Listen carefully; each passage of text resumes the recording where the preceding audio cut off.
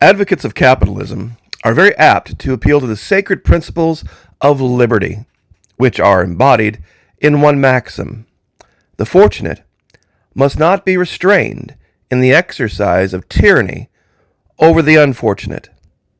Now, over the years, there have been a lot of people who've taken issue with my channel for not bowing down and worshiping at the altar of capitalism and showing that there are some aspects of socialism that are actually quite beneficial, especially when you read the Bible.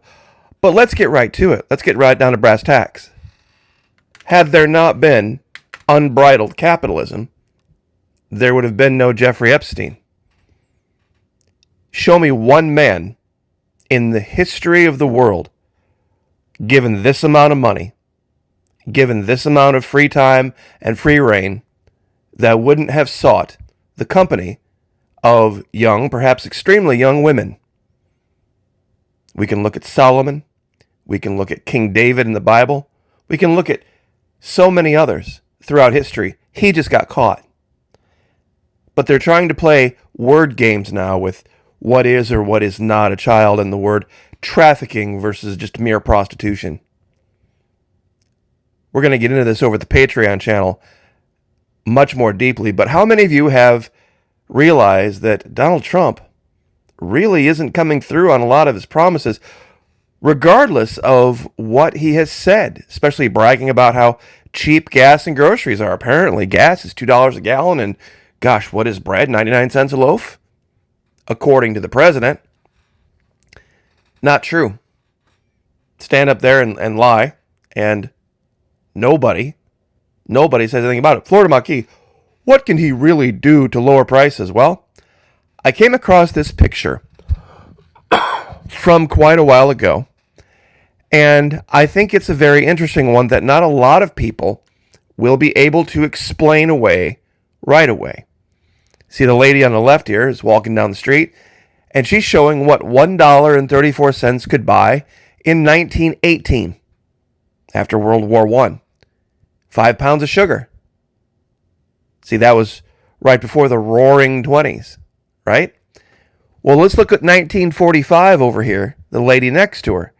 In 1945, because of Office of Price Administration ceiling prices, not only could you get that 5 pounds of sugar, you could get a loaf of bread, 6 oranges, 2 quarts of milk, a pound of oatmeal, and a pound of coffee, also for $1.34. This was 1945.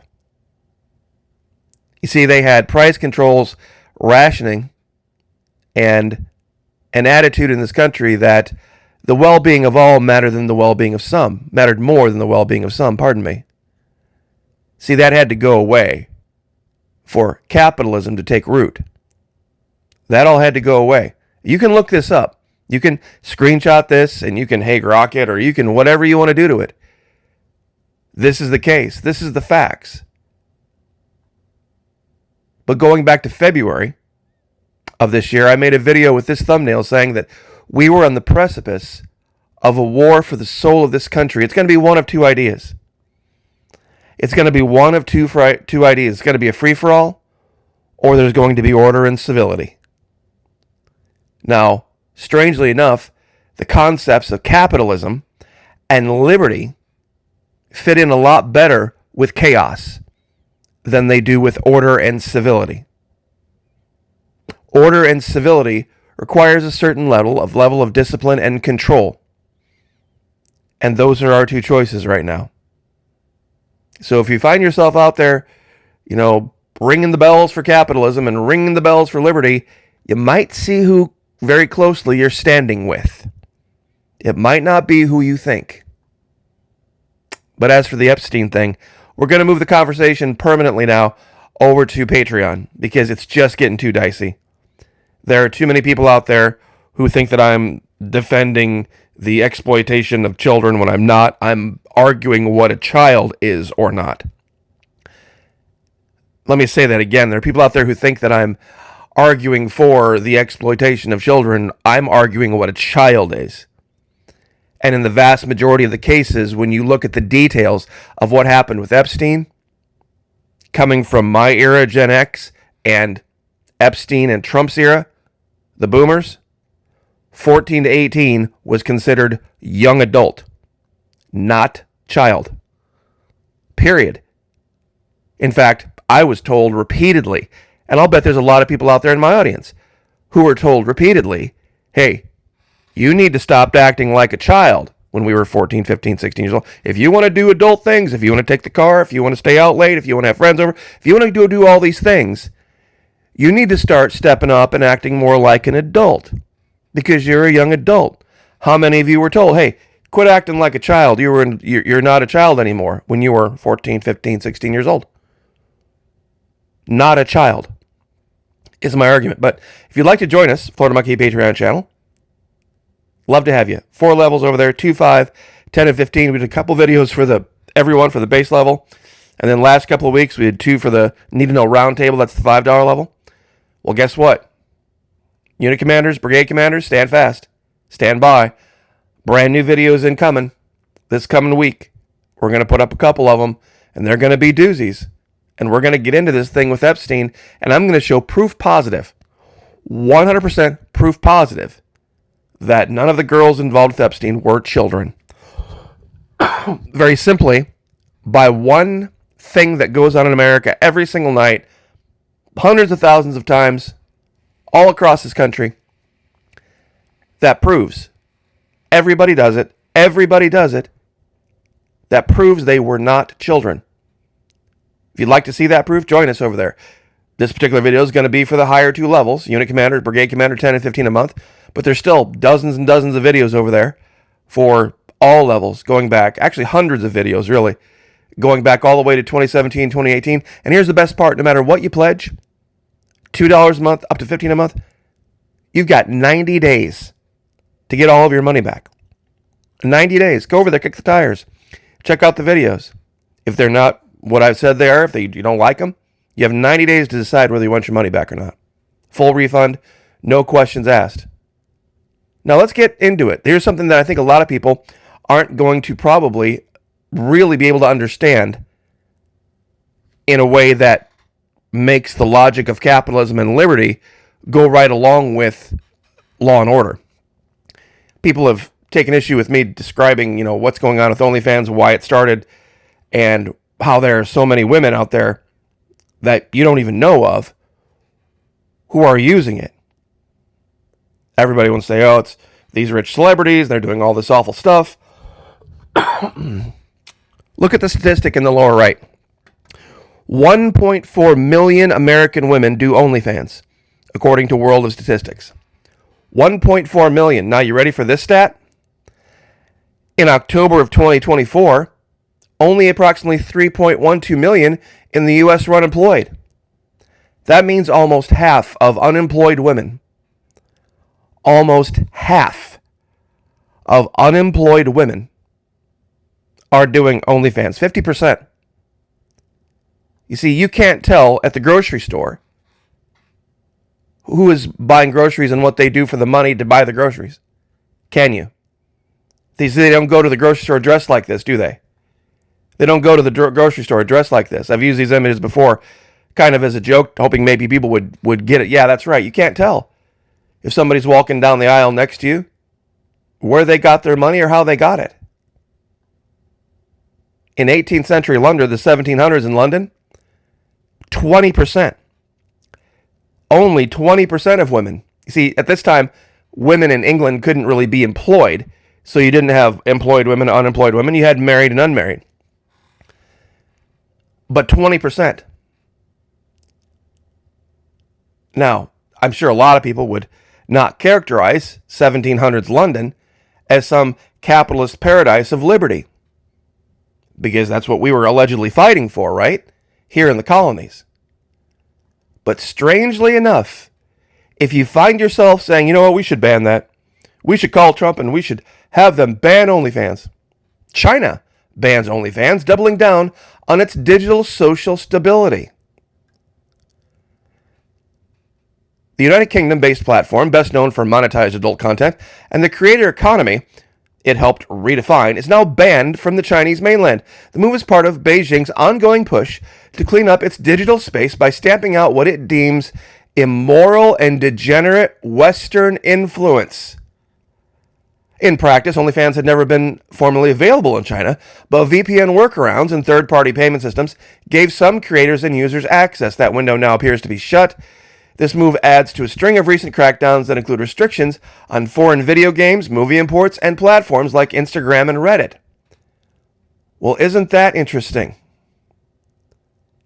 You see, if you're standing with China, you're standing with groups that are anti-liberty.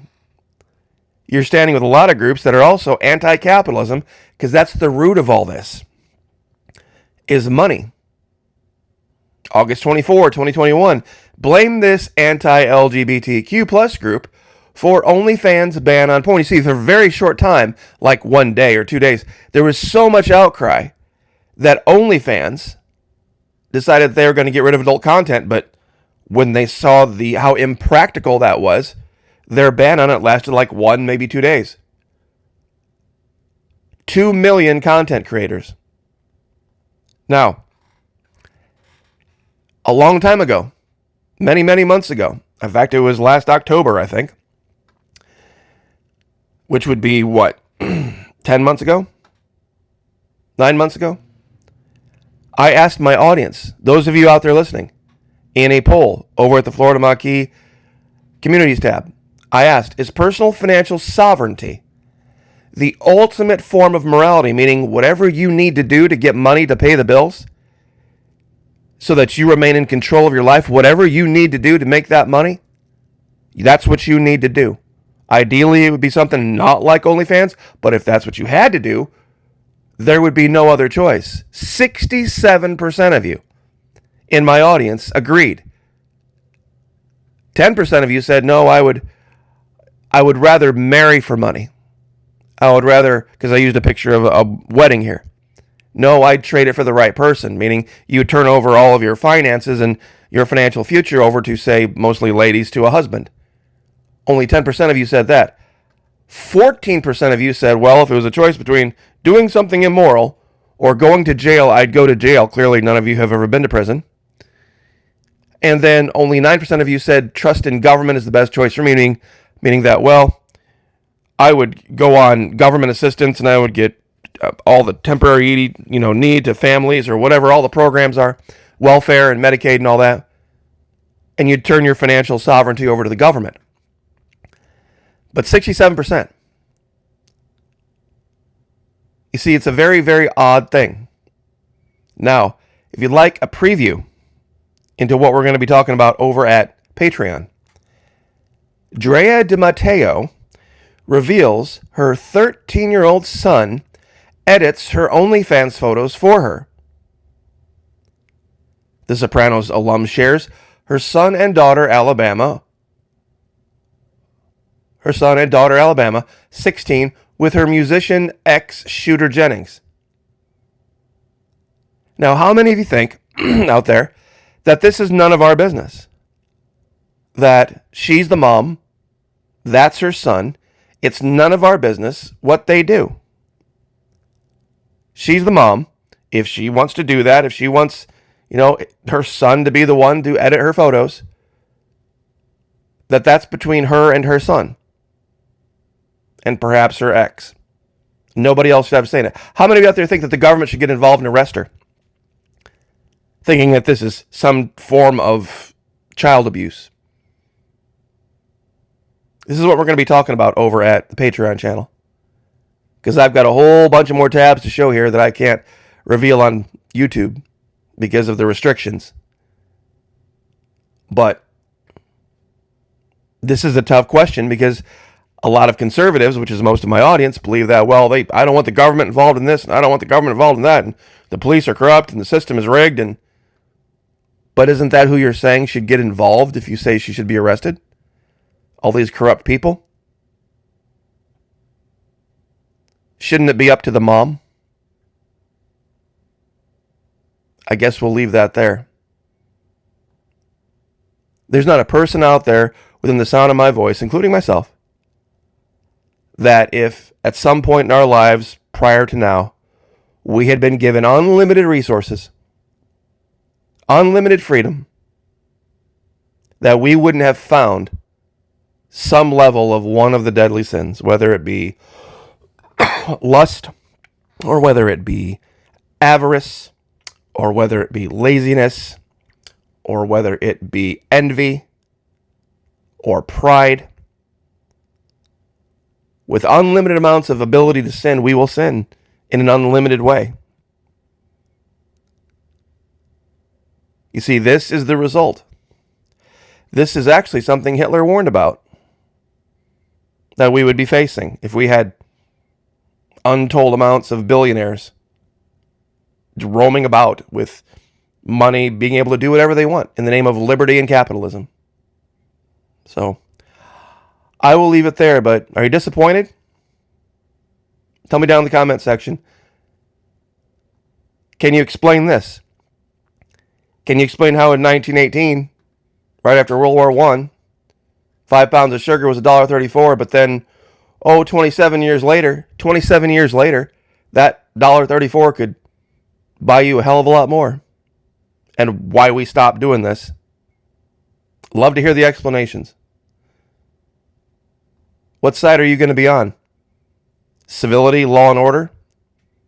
See, you can't be on the side of capitalism and liberty, because civility, law and order, and those two things don't go together. Not in theory, not in practice, never have, never will. Join us, Florida Monkey Patreon channel. Love to have you. God bless. Pray for each other. Pray for me. I'll pray for you. Lift each other up. Like, share, subscribe. I'll see you guys next time.